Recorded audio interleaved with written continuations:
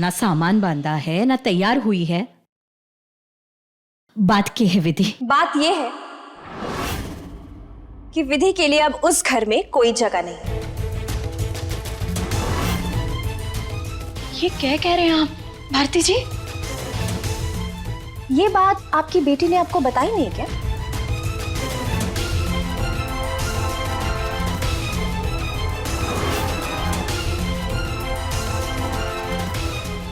सूरजमुखी जी, मुझे बातें घुमा फिरा के करने की आदत तो है नहीं, इसलिए मैं सीधी सीधी बात बोलती हूँ। जब आपके बेटे शादी के दिन भाग गए थे तब माँ को और कुछ सूझा नहीं, तो उन्हें लगा कि वेद और विधि की शादी करा देते हैं। और वेद ने भी माँ का कहा टाला नहीं, पर आप तो टाल सकती थी ना।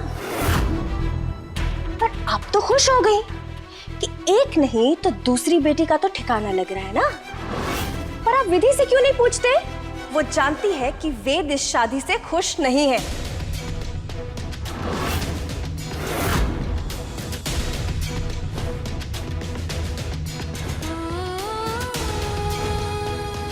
मजाक तो मैं बन गया हूँ माँ, बहुत बड़ा मजाक। तेरी शादी मजाक, तेरी जिंदगी मजाक। मैं कल नहीं आ पाऊंगा आपको लेने, सॉरी। ब्याह जिस हाल में हुआ था सबने देखा। थोड़ा सा वक्त दीजिए दोनों को। परसों ही तो ब्याह हुआ है। समय के साथ साथ क्या होगा समय के साथ? बबूल के पेड़ पर आम उगाएंगे क्या? ये रिश्ता कभी भी फलेगा नहीं आंटी जी। धोखा हुआ है मेरे भाई के साथ। उसे सपने दिखाए गए थे चांद के और पकड़ा दिया गया एक खोटा सिक्का।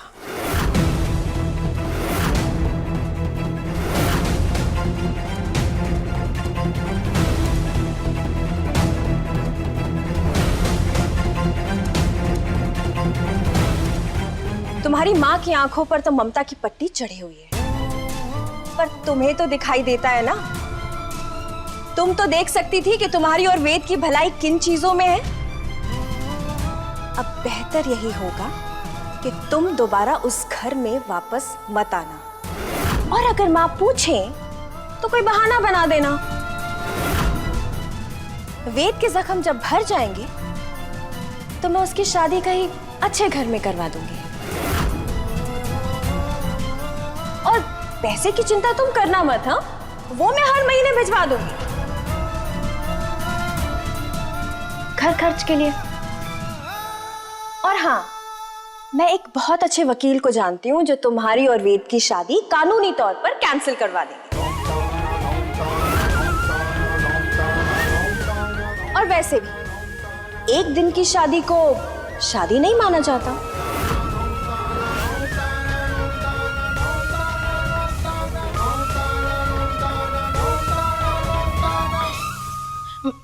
मारे को ये सारी बातें थारे से सुननी कोनी भारती जी। प्रतिभा जी ने खुद विधि को पसंद किया था और वेद जी ने इसके साथ फेरे लिए थे। वो खुद आकर यहाँ कहे कि उन्हें ये रिश्ता निभाना है कि ना है। आपको ये बात समझ में नहीं आ रही है क्या सूरजमुखी जी, कि वेद अब आपकी इस टूटी फूटी लड़की को लेने यहाँ नहीं आ रहा? ये बात आपकी बेटी ने आपको बताई नहीं क्या?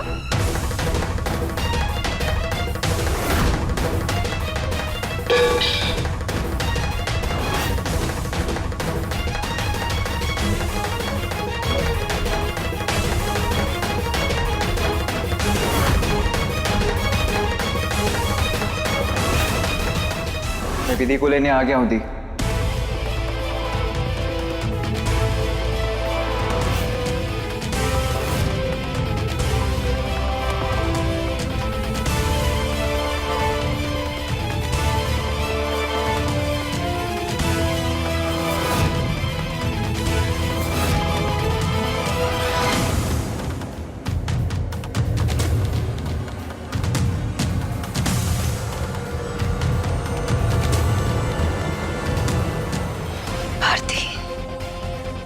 अपनी समझ से तुम्हें बहुत संस्कार दे रही थी, पर गठबंधन का मोल समझाना शायद भूल गई। इसीलिए तुम यहाँ शादी तोड़ने की सलाह देने आई हो।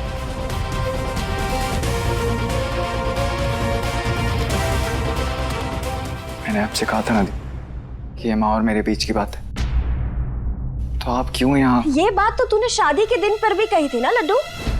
और कल तू सड़क पर शराब के नशे में धुत पड़ा हुआ था। और जब कल तुझे घर लाए तो यही बड़बड़ा रहा था ना कि शादी एक मजाक है। तो अब बता, ऐसी कौन सी बात है जो रह गई है तेरे और माँ के बीच? पते की बात तो ये है लड्डू कि इस घर की इज्जत अब सड़क पर आकर रह गई है, और इसका एक लौता कारण है ये शादी जो जबरदस्ती तेरी जिंदगी पे थोप दी गई है।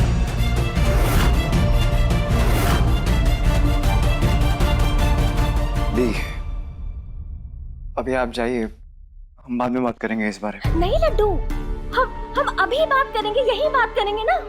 मैं तुझे अपनी जिंदगी ऐसे नर्क में झोंकते हुए नहीं देख सकती। माँ ने जो किया वो किया, जिस कारण से किया वो माँ जाने। पर मैं तो तेरी बहन हूं ना, मैं तुझे ऐसे दुख में नहीं देख सकती लड्डू। दी प्लीज। मुझे ना तेरी शादी होने ही नहीं देनी चाहिए थी, पर अब भी देर नहीं हुई है लड्डू। ये आधी अधूरी लड़की तेरी पत्नी कहलाने के लायक नहीं है।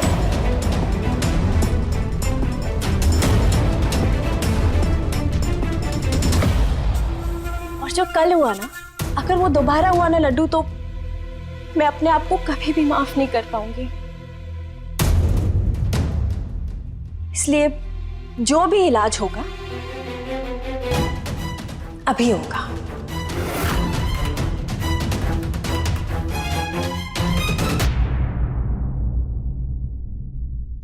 निकालिए मंगलसूत्र।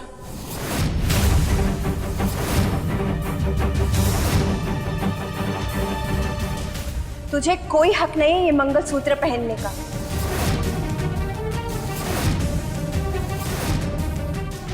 वे तुझसे प्यार नहीं करता, तुझे अपनी पत्नी नहीं मानता।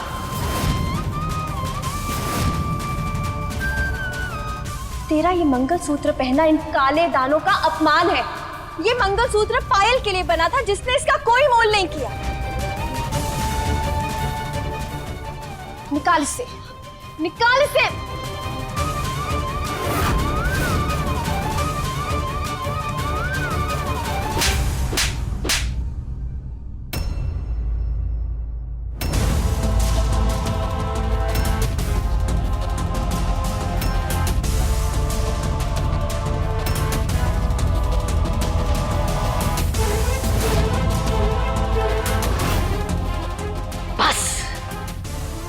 भारती, बहुत हो गया। एक बात कान खोलकर सुन ले, विधि मेरी बहू है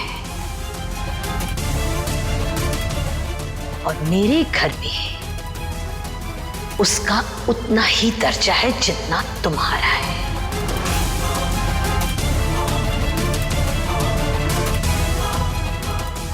ये बात मत भूलना। नहीं भूलूंगी माँ, ये बात मैं कभी नहीं भूलूंगी। लेकिन आप भी एक बात याद रखिएगा कि आप इस फैसले को लेकर एक दिन बहुत ज्यादा पछताएंगे।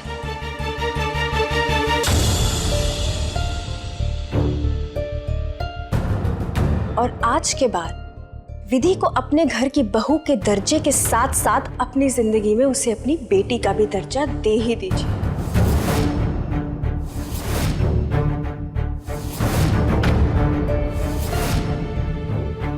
क्योंकि मैं आपसे अब कोई रिश्ता रखना नहीं चाहती।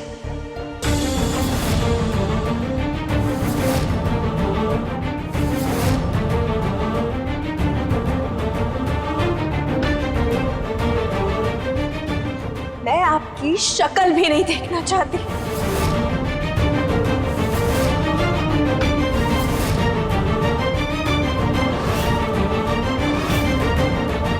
और तुम्हें तो बहुत खुशी हो रही होगी ना कि आते ही एक माँ को उसकी बेटी से अलग कर दिया? नहीं दीदी। खबरदार, खबरदार जो तुमने अपनी गंदी जुबान से मुझे दीदी कहा तो। ये पूरा कोठारी परिवार तुम्हें बहू के रूप में जरूर स्वीकार कर ले, लेकिन मैं तुम्हें वेद की पत्नी के रूप में कभी भी स्वीकार नहीं करूंगी।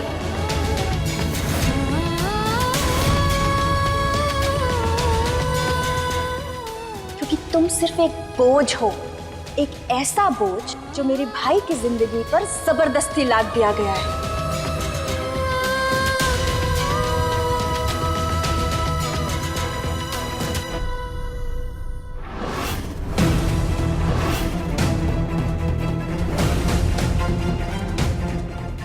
दी दी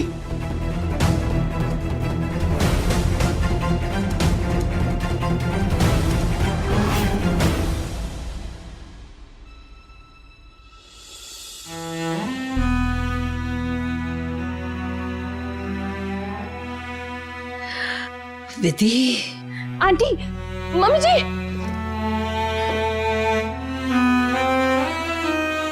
मम्मी जी आप ठीक तो है ना?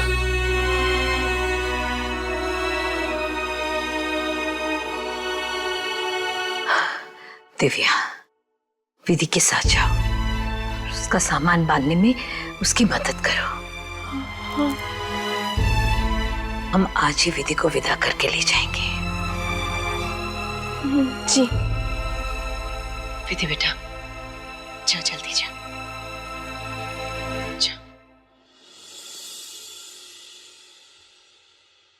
सूरजमुखी जी, जी। मुझे आपसे जरूरी बात करनी है। अब क्या जरूरी बात करनी है मम्मी जी को अपनी समधन से?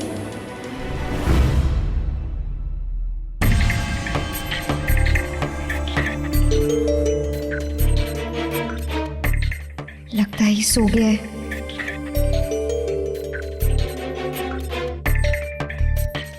दरवाजे पर ताला भी नहीं है।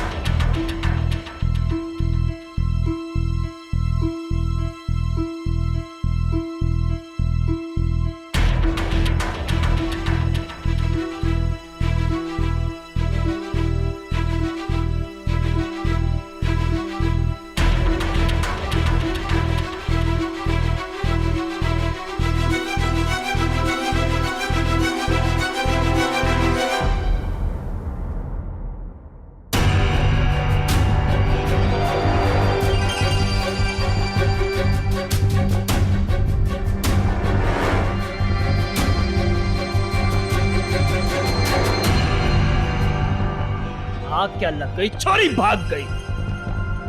भाग कर ज्यादा दूर नहीं गई होगी, वो आसपास ही होगी। वो एक काम कर, तू यहां जा, मैं वहां जाता हूं।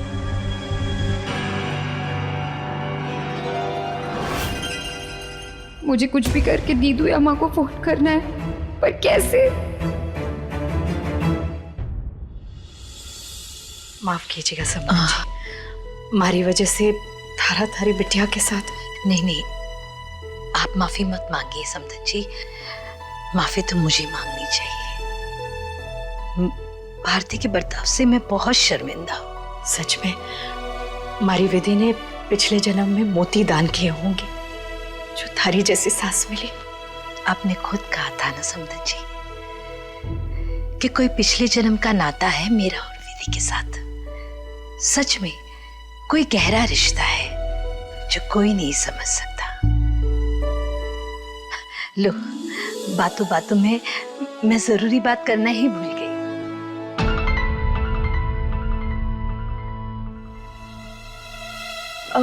विधि, मैं हेल्प करूं?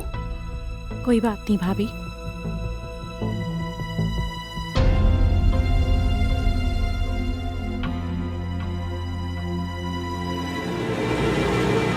ये समधने कमरे में बंद होकर ऐसी क्या जरूरी बातें कर रही है? दिव्या, पता कर।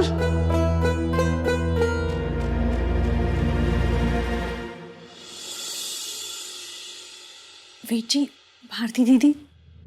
बहुत गुस्से में थी, मैंने रोकने की कोशिश की पर वो नहीं रुकी।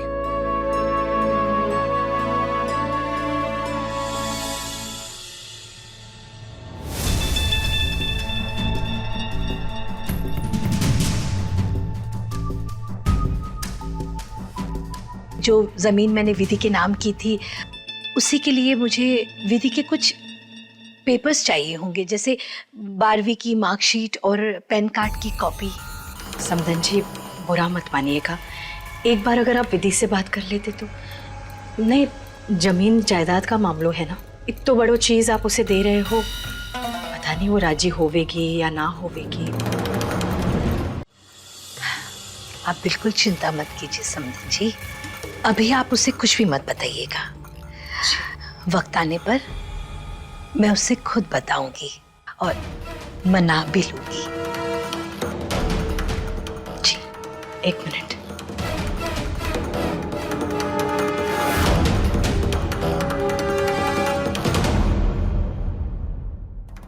ये लीजिए।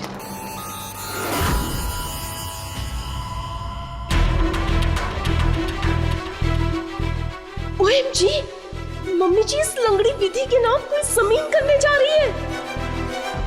आई एम सॉरी विधि, मैं इसे शराब पी कर आ गया, तुम्हारी बेइज्जती की। पता नहीं क्या कुछ कह दिया होगा तुमसे। मैंने सुना है इंसान नशे में सच बोलता है, आपने भी सच ही कहा होगा।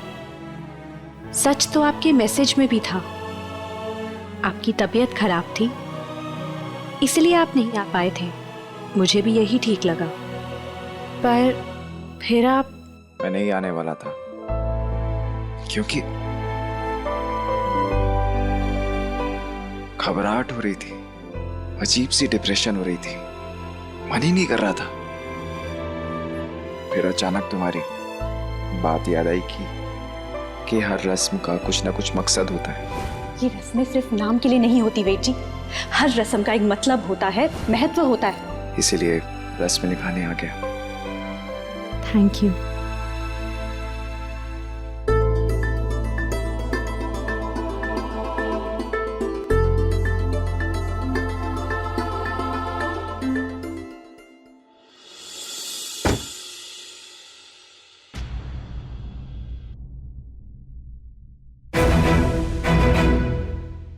चले मम्मी जी।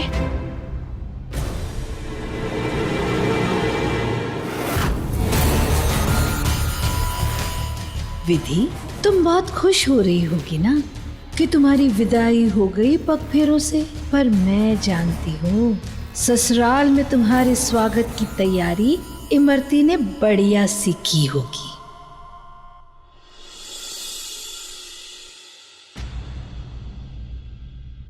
दिव्या, जाओ विधि का सामान उठाओ, घर नहीं चलना है। हाँ, हाँ।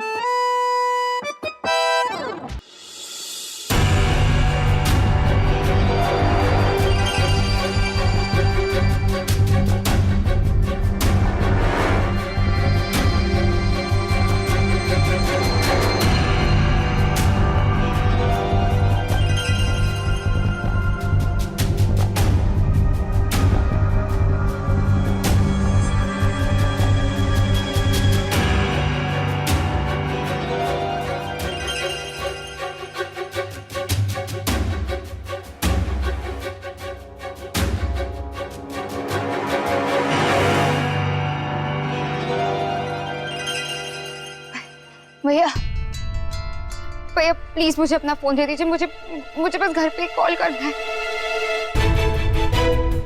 चोर नहीं हूँ मैं भैया, मैं एक अच्छे घर से हूँ। प्लीज प्लीज मुझे अपना फोन दे दीजिए, मैं आपके आगे हाथ जोड़ती हूँ, बस एक कॉल करना है। प्लीज भैया प्लीज।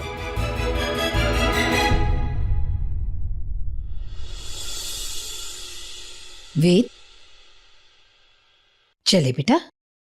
जी माँ।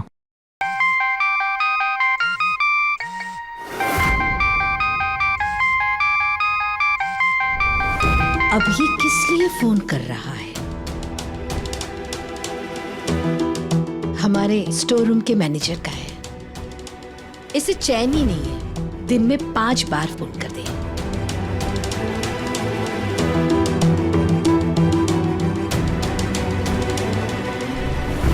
हेलो मैडम जी, वो पायल भाग निकली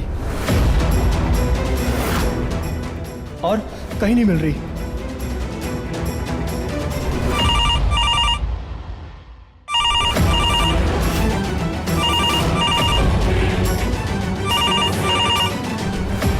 कहीं ये पायल का फोन तो नहीं?